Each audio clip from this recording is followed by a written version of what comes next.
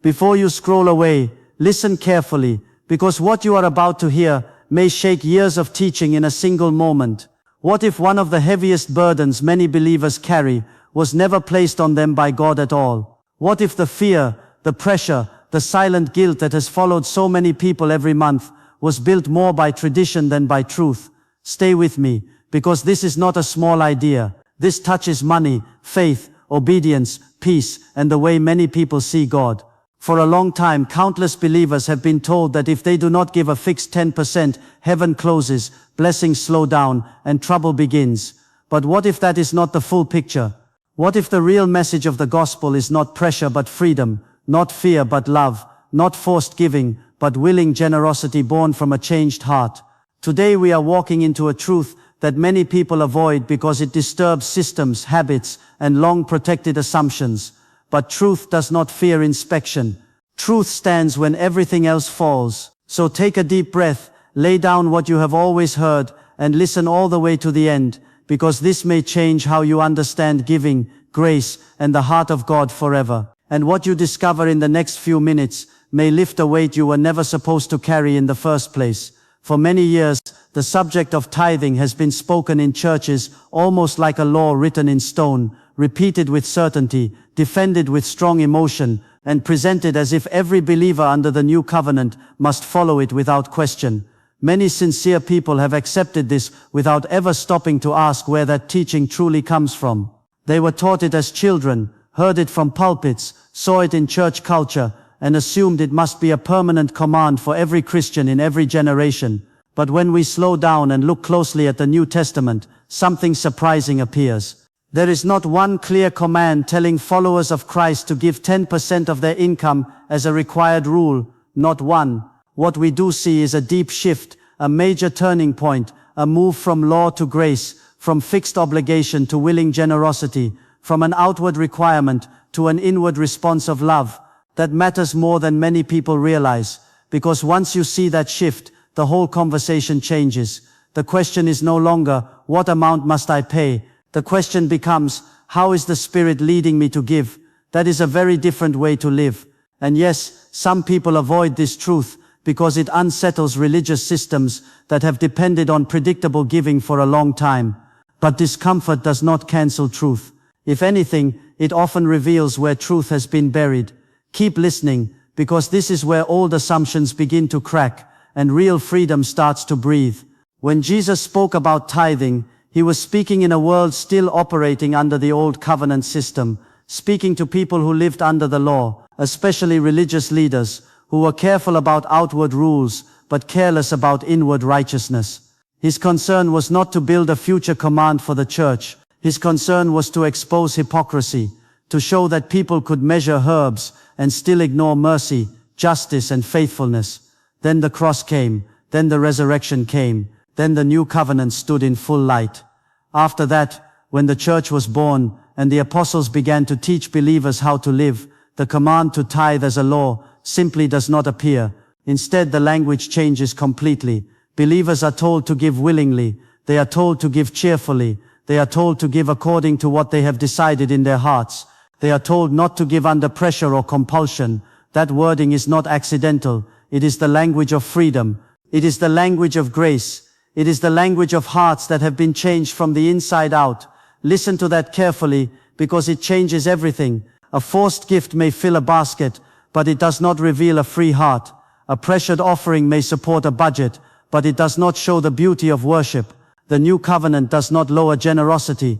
It lifts it higher, but it does so through love, not fear. That is the part many people have never been clearly taught. And once you see it, it becomes very hard to unsee. Under the old covenant, the tithe had a specific purpose inside the life of Israel. It supported the Levites, the temple order, the national worship system, the festivals, and the sacrifices connected to that covenant structure. It belonged to a particular people, under a particular law, in a particular arrangement before the coming of Christ. But once Christ fulfilled the law, once the final sacrifice was made, once the old priestly system passed away, that old structure no longer stood in the same form. There was no earthly temple system to maintain in the old sense, no Levitical order functioning the way it once had, no continuing sacrificial pattern demanding the same support system. So when people take an old covenant practice and place it on new covenant believers as an unchanging law, they often skip the massive change that happened through Jesus. That is the key issue. The question is not whether giving matters. It absolutely matters. The question is whether old covenant tithing is the required form of giving for believers living under grace. And when many people read the New Testament honestly, they find that the answer is not as simple as they were told. This does not mean believers should become selfish, cold, or careless. It means giving must be understood through the finished work of Christ, not through fear-driven repetition. Stay with me here, because this is where a lot of guilt begins to lose its grip.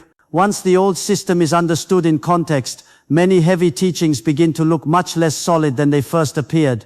One of the deepest fears planted in many believers is the idea that if they do not tithe, they are living under a curse, blocking their blessing, inviting financial trouble, or somehow disappointing God in a permanent way. For many people, that fear has shaped years of anxious giving.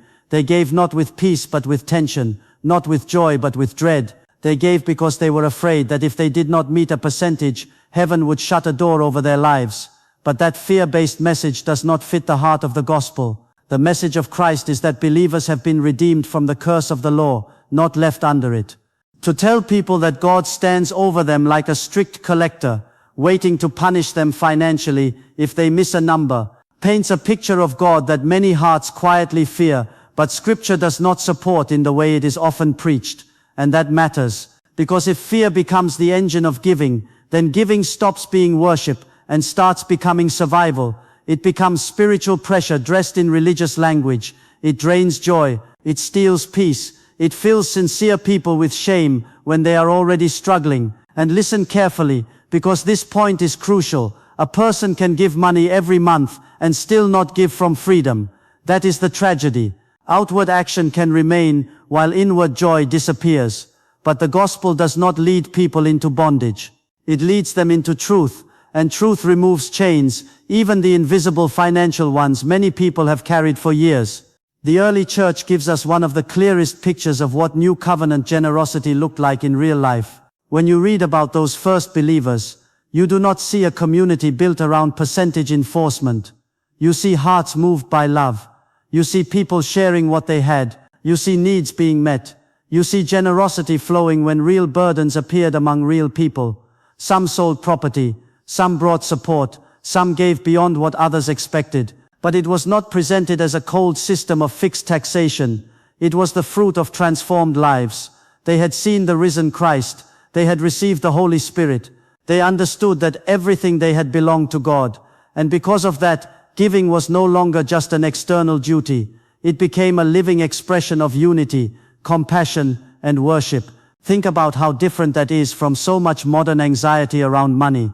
The early believers did not ask first, what is the minimum I must give so I stay safe? They asked in effect, how can I help? Who is in need? What can I do? That kind of giving creates warmth. It builds community. It carries life. And yes, sometimes it is sacrificial. But sacrifice given in freedom is very different from sacrifice demanded by fear. Do not miss that. One comes from love. The other comes from pressure. One opens the heart, the other hardens it. This is why the example of the early church still matters so much today.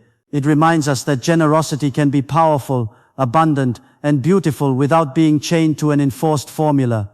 The writings of the apostles keep pressing the same truth again and again. Giving should be willing. Giving should be joyful. Giving should match a person's ability. Giving should rise from the heart, not from external force. That pattern is steady. It is not hidden. It is not vague. It is repeated, because God is not only concerned with what is placed in a hand, but with what is happening inside the heart that releases it. A cheerful giver is not just someone smiling while obeying a rule. A cheerful giver is someone whose heart has been moved by grace, whose generosity is alive, whose giving is not being squeezed out by fear, shame, or manipulation. And this is where many people feel the tension, because if giving is truly free, then it cannot always be controlled. It may rise higher in one season and lower in another. It may respond directly to burdens, needs, callings, and moments of compassion. It may not fit the neat systems institutions prefer. But spiritual life has never been easiest to manage. Grace is powerful, but it is not mechanical. The Spirit leads, and that leadership does not always follow a spreadsheet. Yet that does not weaken giving. In many cases it deepens it. Because people who are free often give more meaningfully than people who are pressured. They do not merely fulfill a rule, they respond with love. That is why New Covenant giving can be far richer than legal obligation. It touches motive, faith, compassion, sacrifice and trust all at once. And once believers truly understand that, many discover they are not being called to give less, but to give with a completely different heart. There is another hard truth many people sense but rarely hear spoken out loud. In many places, tithing has remained strong not only because people believe it is biblical, but because it provides financial stability for institutional systems. Churches have buildings to maintain, staff to support, ministries to fund, programs to run, and many leaders feel the pressure of carrying all of that every single month. That pressure is real, it can be intense, it can shape decisions more than people want to admit.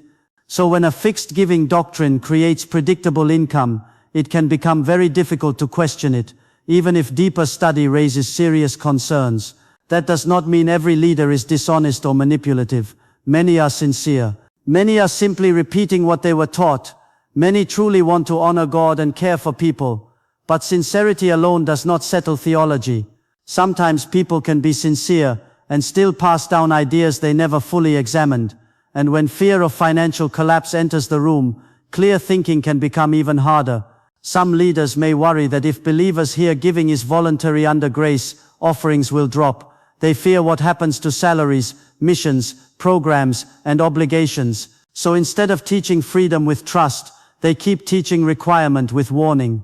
And that is where the line begins to blur between biblical truth and institutional need. Listen closely, because this matters. When financial pressure shapes doctrine, people often suffer quietly under teachings that were meant to protect systems more than free consciences. And the longer that continues, the more normal the burden begins to feel, even when it was never meant to be carried that way. This is why fear-based giving is so harmful. It may produce consistency for a while, but it damages the soul. When believers are told that not giving a fixed percentage will block blessings, remove protection, or bring disorder into their lives, many begin to see God through the lens of suspicion. He starts to look less like a loving father and more like a demanding accountant. Prayer becomes tense, giving becomes heavy, financial struggle becomes spiritually confusing. People begin to ask themselves, is this happening because I did not give enough? That question has tormented many sincere hearts, and yet true New Covenant giving is nothing like that. It is not driven by panic. It is not a payment made to calm divine anger. It is not an emergency fee to keep favor flowing. It is worship. It is trust. It is love made visible. Think of the widow who gave a tiny amount, yet was seen with honor because her gift came from sincerity. Heaven was not measuring her by percentages. Heaven was looking at devotion. That truth brings relief to struggling people. The single parent trying to survive, the worker facing debt, the family under pressure, the person who loves God but cannot carry a religious quota without breaking. God is not blind to any of that. He sees the heart, He sees willingness, He sees sacrifice in ways numbers cannot capture. And when believers understand this, a deep peace starts to replace years of hidden anxiety. Suddenly giving becomes possible again, not as a burden that crushes them, but as a response of love that frees them. There is also a beautiful side to this freedom that many people have never fully experienced. When giving is no longer reduced to a fixed demand, it becomes flexible, personal, and deeply alive. A believer can respond to the quiet leading of the Spirit. One day that may mean helping a family in crisis. Another day it may mean supporting a mission, blessing someone privately, meeting a need no one else noticed, or strengthening the work of a local church with joy rather than pressure. In some seasons a person may be able to give much more than 10%, and they will do so gladly because love has enlarged their heart. In another season they may be able to give less, and their gift is still precious because it is honest, willing, and real. That is the beauty of grace. It accounts for real life. It makes room for both abundance and struggle. It does not crush the poor to imitate the rich, nor does it excuse the rich from living generously. Instead, it calls each person to walk with God sincerely, openly, and faithfully. This kind of giving is not weaker than legalism. It is stronger, because it reaches deeper. It does not merely move money, it moves the heart. And when the heart is moved, generosity becomes creative, joyful, and powerful. Stay with this point, because it is where so much healing begins. Many people were taught that freedom would make believers careless, but often the opposite is true. When love leads, people become more attentive, more compassionate, and more willing to give in ways no rigid formula could ever produce. God blesses generosity, but not because generosity is a trick to force His hand. That is another place where the message often gets twisted. Blessing is not a machine you activate with a percentage. Giving is not a bargain in which a person places money down and expects heaven to release benefits on schedule. True generosity does not negotiate with God, it reflects Him. God is generous by nature. He gives life, mercy, grace, forgiveness, provision, hope, and kindness. So when believers give freely from a heart shaped by love, they step into harmony with that character. And yes, blessing follows generosity, but often not in the shallow way people expect. Sometimes it is provision, sometimes it is peace, sometimes it is joy, freedom from greed, deeper faith, stronger trust, open relationships, or the quiet knowledge that your life is participating in something eternal. That matters because many people were trained to think only in transaction language. If I give this, I get that. But mature giving sounds different. It says, I give because I belong to God, because His love has changed me, because I want to bless others, because I trust Him. That is a much cleaner kind of worship. And when believers live this way, money loses some of its power to rule them. Fear loosens its grip. Possessions stop being the center. Open hands create open hearts. Closed hands often create closed hearts. This is why generosity is so spiritually important. It is not about buying favor. It is about becoming the kind of person who reflects the goodness of the one you follow. The freedom of the new covenant is one of the most powerful truths a believer can embrace, and it reaches directly into the subject of giving. Christ did not leave His people half under law and half under grace. He fulfilled what needed to be fulfilled and opened a new and living way. That means believers are not called to drag old covenant weight behind them, as if the cross only changed part of the story. They are invited into a life where obedience flows from relationship, where giving flows from gratitude, where generosity becomes the fruit of grace instead of the product of coercion. Some worry that if people hear this, they will stop giving, but that fear underestimates what grace can do in a changed heart. Legalism asks for the minimum. Grace can awaken the maximum. Law says, how much must I do? Love says, how much can I do? Law protects the line. Love crosses the room to meet the need. And yes, that kind of freedom requires maturity. It requires honesty. It requires listening to God instead of merely satisfying a rule. But that is exactly what spiritual growth looks like. It is not childish rebellion. It is not selfish avoidance. It is a deeper walk. It is learning to give because you want to honor God, serve people, strengthen what is good, and reflect the generosity you yourself have received. That is not less holy than a system. It is more alive. And once believers begin to taste that freedom, many never want to return to fear again. They discover that grace does not weaken worship. It purifies it. So now let this settle in your spirit. The goal is not rebellion. The goal is freedom. The goal is not to tear down faith. It is to clear away the pressure that kept many hearts from breathing. The goal is not to create stingy believers. It is to awaken cheerful givers. It is to remind people that God is not measuring them by a cold formula, but looking at the posture of their hearts. If you give because you are terrified, that is not the freedom Christ purchased for you. If you give because you are manipulated, that is not the beauty of worship. But if you give because love has moved you, because truth has freed you, because the Spirit has led you, because gratitude is overflowing in your heart, then your giving carries life. It becomes worship in its purest form. So walk forward with clarity. Walk forward without guilt. Walk forward without the old fear that something terrible will happen if you do not hit a number. Let your giving be honest. Let it be joyful. Let it be Spirit-led. Support what is good. Help where there is need. Bless with wisdom. Give with peace. And remember this final truth, because it is worth holding tightly. God does not delight in pressured hearts. He delights in willing ones. He is not calling you into financial bondage dressed as faith. He is calling you into mature, joyful, grace-filled generosity. And when your heart is free, your giving becomes more than money.